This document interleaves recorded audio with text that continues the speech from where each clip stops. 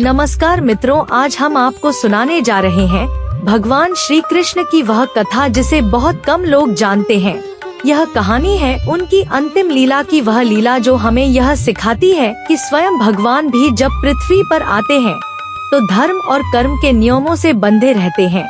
यह कहानी केवल मृत्यु की नहीं है बल्कि जीवन के सबसे गहरे सत्य की है। श्री कृष्ण जिनके बिना द्वारका सूनी हो गई, जिनके जाने से युग बदल गया। आज हम जानेंगे कि श्री कृष्ण ने यह संसार कैसे छोड़ा और इस लीला के पीछे क्या रहस्य छिपा है। इस कथा को अंत तक जरूर सुनिए, क्योंकि अंत में आपको वह सत्य मिलेगा जो आपकी सोच बदल देगा। भगवान श्री कृष्ण की मृत्यु कोई साधारण मृत्यु नहीं थी, क्योंकि श्री कृष्ण स्वयं काल के भी काल थे और जिनका जन्म स्वयं इच्छा से हुआ था, उनका शरीर त्याग भी स्वयं की इच्छा से ही हुआ।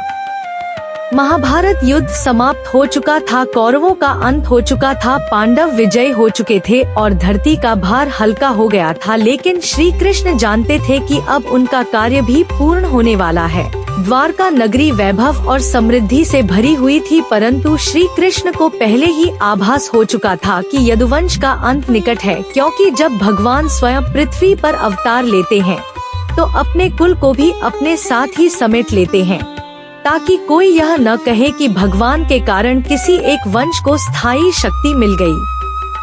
एक दिन यदुवंश के युवकों ने ऋषियों के साथ मजाक किया और श्री कृष्ण के पुत्र साम को स्त्री का वेश पहनाकर यह पूछा कि हे ऋषियों, बताइए इससे पुत्र जन्म लेगा या पुत्री।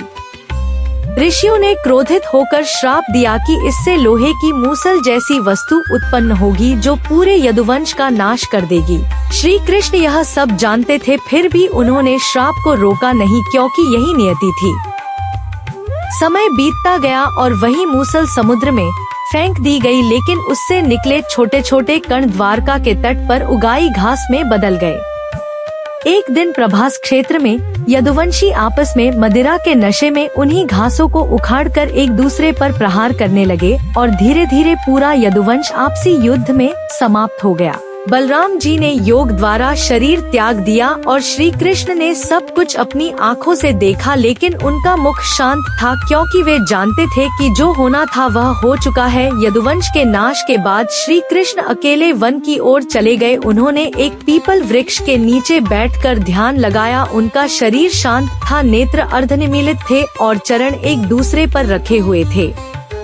उसी समय जरा नाम का एक बहेलिया वहां पहुंचा जो हिरण का शिकार करने आया था। दूर से उसने श्री कृष्ण के पैर को हिरण का मुख समझ लिया, क्योंकि पैर का तलवा लाल था, और उसने बिना सोचे एक बाण चला दिया। वह बाण सीधे श्री कृष्ण के चरण में लगा।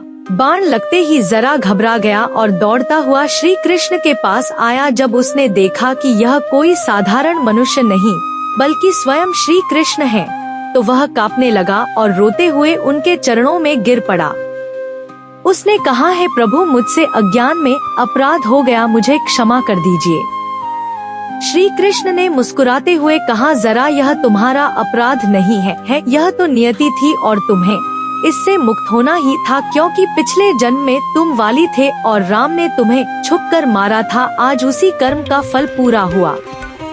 श्री कृष्ण ने कहा, जरा भय मत करो, तुमने जो किया वह केवल मेरे शरीर के त्याग का माध्यम बना है। इसके बाद श्री कृष्ण ने अपने शरीर को त्याग दिया, लेकिन यह मृत्यु नहीं थी, यह केवल लीला की समाप्ति थी। कहते हैं कि श्री कृष्ण का शरीर अग्नि में नहीं जला, केवल उनका हृदय बचा रहा, क्योंकि उसमें राधा का वास था और वह हृदय आज भी जगन्नाथपुरी में विराजमान है।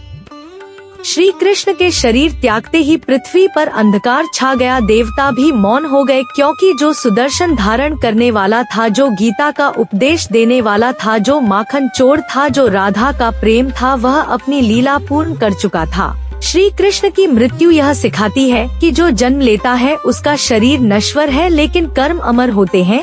श्री कृष्ण आज भी जीवित हैं, गीता में, भक्ति में, नाम में और हर उस हृदय में जहाँ निष्काम प्रेम है। उनकी मृत्यु ने यह सिद्ध कर दिया कि भगवान भी नियमों से बंधे होते हैं, ताकि संसार धर्म पर चले, और यही श्री कृष्ण की सबसे बड़ी लीला थी। यह थी भगवान श्री कृष्ण की अंतिम लीला, जो हमें यह सिखाती है कि शरीर नश्वर है लेकिन कर्म और प्रेम अमर है।